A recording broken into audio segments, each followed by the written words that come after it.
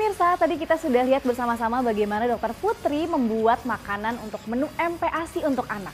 Nah, kali ini saya Dokter Sabrina akan membahas obesitas pada balita bersama dengan Dokter Dewi Mutiati, spesialis anak. Halo dokter. Halo Dokter Sabrina. Dokter, nih kita ngomong masalah anak ya dokter ya. Iya. Kadang-kadang kita ya dok, kalau misalkan lihat balita yang gemuk, yang gempal tuh kayak gemes ya dok ya gitu. Betul. Gemes banget. Nah, ini berhubungan dengan obesitas. Nah, sebetulnya dok, berapa sih dok berat badan ideal untuk balita? Dan kapan seorang balita dikatakan obesitas, Dok Dewi? Jadi obesitas itu merupakan masalah kesehatan dunia yang banyak terjadi termasuk di Indonesia. Jadi sebenarnya anak dan balita itu punya grafik yang harus diisi oleh orang tua masing-masing.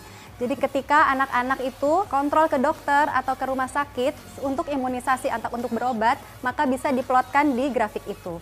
Nanti kita bisa menilai bahwa apakah anak kita termasuk gizi kurang, gizi lebih, normal, atau stunting. Oke, jadi karena itu grafiknya berhubungan dengan tinggi badan juga ya dok ya? Iya, betul. Karena kan kebanyakan juga masyarakat mungkin merasa insecure gitu dok dengan membandingkan anak sendiri dengan contohnya tetangga atau teman sebayanya. Apakah anak saya kurang gizi atau bahkan dalam kasus kita yang bahas sekarang adalah obesitas ya dokter. Nah, jadi penting pemirsa untuk mengisi grafik KMS atau kartu menuju sehat ya dokter? Iya, betul sekali. Nah dok Muti, ada tidak dok gejala klinis yang dapat kita amati dok atau dapat kita lihat pada anak yang mengalami obesitas? Secara fisik sebenarnya bisa kita lihat dokter. Jadi dari mulai kepala itu kelihatan wajahnya lebih bulat, pipinya tembem, dagunya rangkap, kemudian ke bawah leher kita lihat lehernya pendek, kemudian dari dada kita lihat dadanya membesar atau payudaranya membesar. Kalau turun ke bawah ke perut itu perutnya buncit atau ada lipatan-lipatan. Untuk yang laki-laki biasanya penisnya itu lebih kecil. Kemudian untuk ke bawah lagi kaki, biasanya kakinya bentuknya bisa O atau X karena menopang tubuh yang terlalu berat. Baik dok. Kalau misalkan masyarakat awam bilang kayak roti sobek gitu dok, nah itu udah masuk ke dalam gejala klinis obesitas belum dok? Iya, itu juga salah satu tanda ya bahwa penumpukan lemaknya banyak di tubuh. Baik. Kalau dari kartunya sendiri dok, nah itu diplotkan kita sendiri yang memplotkan ataukah bisa dibacakan oleh dokter atau bagaimana dok? Ya, sebenarnya yang harus memplotkan adalah tenaga kesehatan. Tetapi zaman sekarang ini banyak bunda-bunda atau ayah yang bisa memplotkan sendiri. Jadi kita bisa memplotkan, jika kriterianya biasanya di garis yang kuning atas itu sudah mulai gizinya gizi lebih. Jika sudah di atas itu kita sebutnya sudah obesitas. Ah baik, berarti ketika sudah di atas garis yang kuning ya dok ya? Iya, betul sekali. Dokter Muti, penyebab obesitas sendiri nih dok pada balita itu apa? Jadi penyebab obesitas itu yang pertama adalah pemilihan makanan. Biasanya adalah makanan yang manis, tinggi gula, dan tinggi kalori. Kemudian yang kedua, pada anak-anak atau balita yang sudah mulai makan, biasanya pemberian makanan yang lebih dari 3 kali sehari, atau selingan yang lebih dari 2 kali sehari, atau malah pemberian susu yang terlalu banyak, misalnya lebih dari 1 liter per hari, itu menyebabkan faktor risiko terjadinya obesitas. Kemudian yang ketiga adalah aktivitas anak. Kadang-kadang anak lebih suka di rumah bermain gadget atau menonton TV. Kemudian yang keempat, anak-anak dengan salah satu orang tua yang menderita obesitas itu merupakan faktor resiko terjadinya obesitas. Sehingga untuk kasus-kasus seperti ini, anak-anak itu perlu pemantauan berat badan dan tinggi badan yang lebih ketat. Baik dokter Muti, contohnya mungkin ya dok ya, kalau misalkan ada pasangan muda yang mungkin belum begitu paham nih dok bagaimana cara memberikan makanan sesuai dengan anjurannya dok ya. Contohnya kayak misalkan anak nangis, nah pasangan ini mungkin belum begitu memahami arti dari tangisannya sehingga dikiranya mungkin lapar sehingga terjadi pemberian makan yang sering gitu. Nah itu bagaimana dokter Muti? Ya, kita punya aturan makan sebenarnya untuk bayi dan balita. Jadi aturan makannya adalah pada anak-anak frekuensinya itu tidak boleh lebih dari 3 kali sehari. Kemudian untuk selingannya biasanya cukup 2 kali sehari. Begitu, kalau untuk makanannya dok. Kalau untuk susu formula nih dok, kan banyak juga ya dok ya, ibu-ibu yang juga memberikan susu formula gitu, itu bagaimana dok? Kalau susu formula sebenarnya diberikan sesuai dengan kebutuhan. Jadi untuk anak-anak yang gizinya lebih atau obesitas, sebenarnya susu formula harus dibatasi. Maksimal perharinya adalah 500 ml. Atau kalau dibuat di botol susu biasanya cukup 2 botol susu besar ya. Begitu dok. Baik dokter. Nah untuk anak-anak yang sudah obesitas nih dok, nah dampak kesehatannya ini apa sih dok? Atau apakah mungkin ada dampak kesehatan yang bisa menjurus jadi lebih serius dokter? Jadi dampak obesitas ini sebenarnya bisa terlihat di usia muda ataupun usia tua nanti. Yang pertama adalah kenaikan angka kesakitan diabetes mellitus atau kencing manis. Yang kedua adalah penyakit jantung atau hipertensi.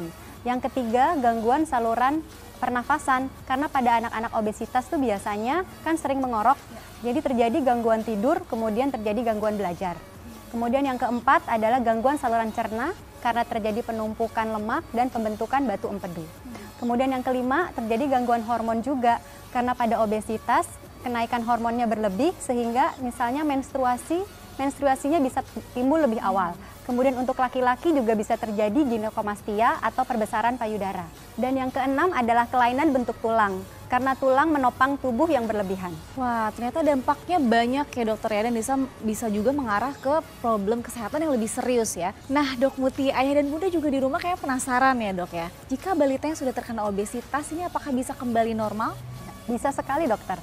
Jadi obesitas dapat ditangani dengan pembatasan kalori yang diberikan melalui asupan makanan, juga peningkatan aktivitas fisik. Ayah bunda dapat mengkonsultasikan ke dokter untuk perhitungan kalori yang dibutuhkan oleh anak.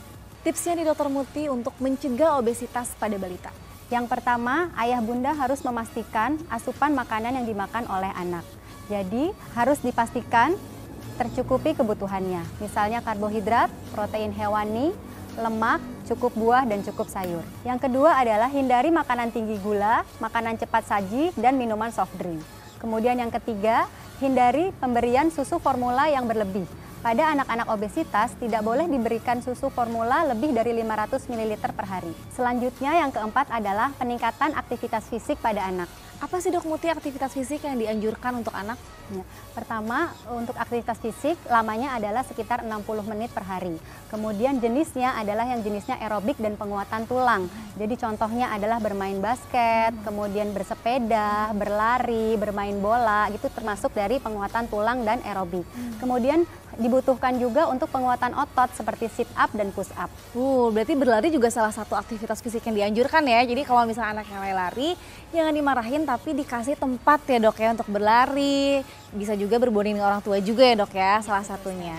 Selanjutnya apa dok? Ya, yang kelima adalah ayah bunda harus menjadi role model untuk anaknya supaya selektif memilih makanan sehat. Ini penting banget ya dok ya, jadi kita nggak cuma nyuruh anak aja tapi juga mencontohkan ya dok ya. Iya, betul sekali. Lalu apa lagi dok? Yang terakhir mungkin orang tua atau ayah bunda dapat mengisi KMS supaya lebih waspada. Kapan kita waspada anak kita obesitas atau gizi lebih, kapan waspada anak kita ternyata gizi kurang ataupun stunting. Jadi KMS penting ya, bukan membandingkan ya dokter ya. Jadi sebetulnya cukup mudah ya dok ya untuk memantau perkembangan dan pertumbuhan anak dengan mengisi kartu menuju sehat itu ya dok ya. Betul sekali dokter, apalagi sekarang nih di masa sekarang ini banyak aplikasi yang bisa di-download untuk memantau tumbuh kembang anak. Nah pemirsa, itu tadi perbincangan saya dengan dokter mengenai obesitas pada balita. Saya Dr. Sabrina Raisa. Saya Dr. Dewi Mutiati, spesialis anak untuk Hidup Sehat Plus.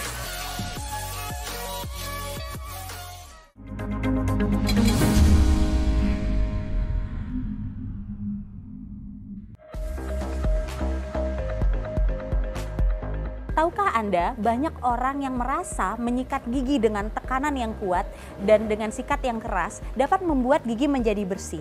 Padahal, hal tersebut dapat menyebabkan pengikisan pada lapisan emal gigi. Nah, terus-menerus terkikis akhirnya menyebabkan rasa ngilu.